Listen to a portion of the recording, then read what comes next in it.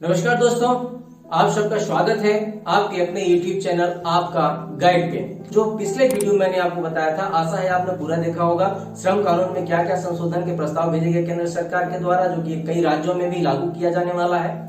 आज मैं आपको बता रहा हूं कि इसके क्या क्या संभावित दुष्परिणाम हो सकते हैं, क्योंकि जो भी संशोधन किया जा रहा है कहीं न कहीं श्रमिकों के हितों की रक्षा के लिए किया जा रहा है, ऐसा सरकार का कहना है। लेकिन जो ट्रेड यूनियंस और लोगों का कहना है कि इससे श्रमिकों को बंधुआ मजदूरी की बढ़ावा होगी। ये सबसे बड़ी बात होगी, बंधुआ मजदूरी यानी अब श्रमिक अपनी इच्छा के अनुसार अपने जो लाभ होते हैं या उनके जो मूल अधिकार होते हैं, कहीं न कहीं उनके हनन की भी बात की गई है। आइए जानते हैं कि इन बिंदुओं के द्वारा कि क्या क्या संभावित दुष्परिणाम हो सकते हैं इस संशोधन के पश्चात।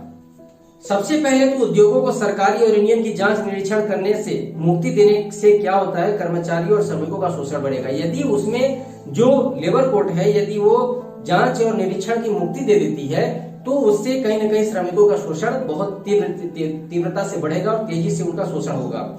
दूसरा, जो शिफ्ट में जो कार्य अवधि में बदलाव की मंजूरी मिलने से कर्मचारियों श्रमिकों को बिना साप्ताहिक अवकाश के प्रतिदिन 8 घंटे से ज्यादा काम करना पड़ेगा, जो कि 8 घंटे काम की एक लंबी लड़ाई के बाद प्राप्त हुआ था।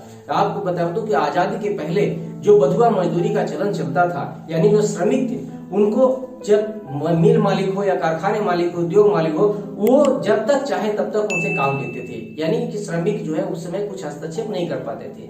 इस लंबी आजादी के बाद, यानी इस लंबी लड़ाई के बाद लोगों को 8 घंटे काम करने का प्रावधान किया गया था। इसके पश्चात श्रमिक चाहे तो अपनी इच्छा अनुसार ओवर टाइम कर सकता था। लेकिन अब शिफ्ट में बदलाव का जो दे दिया गया, यानी सुबह से लेकर के रात 12 बजे तक जो इकाइयां चलेंगी, तो मिल मालिक कहीं न कहीं उन श्रमिकों का ही उपयोग करेंगे जो कि जनरल शिफ्ट में यानी जनरल ड्यूटी करते हैं। अब 12 घंटे उनको काम करना पड़ेगा, जिससे उनकी शारीरिक दक्षता के साथ साथ मानसिक दक्षता का भी दोहन होगा, यानी उनका शोषण होगा।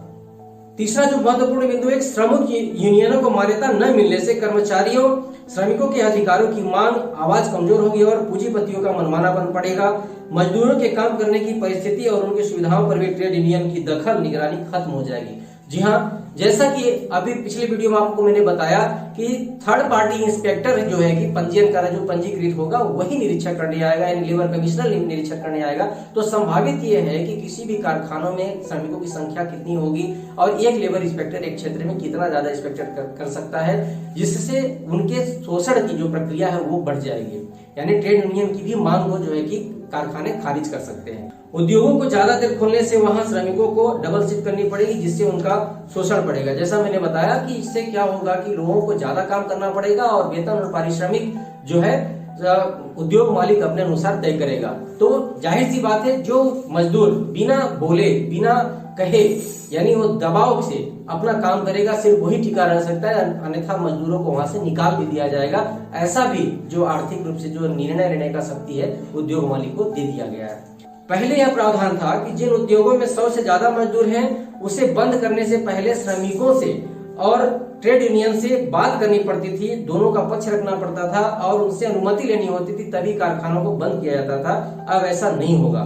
इससे बड़े पैमाने पर श्रमिकों का शोषण बढ़ेगा और उद्योग में बड़े पैमाने पर छटनी और वेतन कटौती शुरू हो सकती है। ये बहुत महत्वपूर्ण बिंदु इस तरह से आता है सामने कि पहले जो इस तरह से जो कानून ने सुविधाएं दी थी कि श्रमिकों के हितों के ध्यान में रखने के लिए, अब कहीं न कहीं ये उद्योगों के हितों को ध्यान में रखने के लिए, यानी आर्थिक गतिविधियों को बढ़ाने के लिए तो कहा जा रहा है, लेकिन कहीं न कहीं श्रमिकों का शोषण इससे बहुत बढ़ेगा और जो उद्योग मनमाना करेंगे वो बंद करने से पहले श्रमिकों की राय भी नहीं लेंगे। ये बहुत बड़ा एक तरह से प्रश्न चिन्ह खड़ा होता है।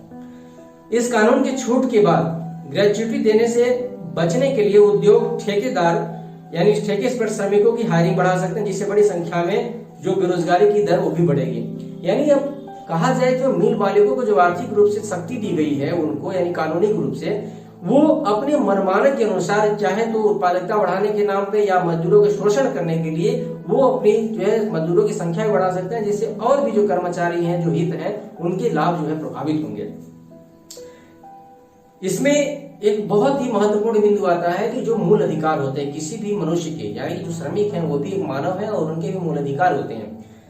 मालिक जो श्रमिकों के उचित वेंटिलेशन के लिए, स्वास्थ्य शौचालय के लिए और बैठने की सुविधा के लिए, पीने के पानी के लिए, प्राथमिक चिकित्सा उपकरण के लिए, कैंटीन, क्रेंच, साप्ताहिक अवकाश और आराम के लिए अंतराल प्रदान करने के बाध्य नहीं होंगे, जो कि श्रमिकों के मूल अधिकार थे। यानी कहा जाए जो श्रमिकों के मूल अधिकार थे, इन सब जो सुविधाओं का जो लाभ उठाते थे, अब जो मिल मालिक है यदि शिफ्ट बढ़ गई, 12 घंटे का काम बढ़ गया और लोगों को जो ओवर टाइम करने के जो प्रावधान थे उसमें परिवर्तन हो गया, तो सारी चीजों में जब परिवर्तन हो गया तो कहीं न कहीं वो उनके मूल अधिकारों का भी हनन, ऐसा दुष्परिणाम हो सकता है, ऐसा संभावना की जा रही है। इन सब बातों को लेकर के पूरे देश भर में जो विपक्ष है, चाहे वो कोई भी पार्टी का कोई भी दल हो, उनका कहना यह है कि इसमें सरकार को एक बार इस प्रस्ताव के बारे में संशोधन करके पुनर्विचार करना चाहिए, तब इस संशोधन को लागू करना चाहिए। क्योंकि ये महामारी का जो काल है, इसमें कहीं न कहीं बहुत सारे मजदूर जो पलायन करके आ चुके हैं, अपने गांवों की ओर जा चुके हैं, उनको वापस लाना यानी उन उद्योगों तक वापस लाना कहीं न कहीं बहुत बड़ी चुनौती होगी। अभी तक आज दिनांक तक देखा जाए तो हजारों लाखों की संख्या में मजदूर और जो कार्य करने वाले श्रमिक थे ये दूसरे जगह में शिफ्ट हो रहे हैं, और इस शिफ्ट के वजह से कई उद्योगों में श्रमिकों की जो हित होंगे वो कहीं न कहीं बंधुआ मजदूरी के रूप में परिवर्तित हो जाएंगे। इसलिए इस प्रस्ताव के जारी होने से पूर्व लोगों का कहना है, यानी विपक्ष का कहना है कि इसमें एक बार सरकार पुनर्विचार याचिका लगाए, यानी पुनर्विचार इसको करे, ताकि जो है कि श्रमिकों के हितों की रक्षा हो सके। ये तो था मध्य प्रदेश में जो श्रम कानून में संशोधन हुआ है, उसका प्रस्ताव गया जो केंद्र सरकार को, और जिसको कई राज्यों ने भी अमल करने की बात कही है।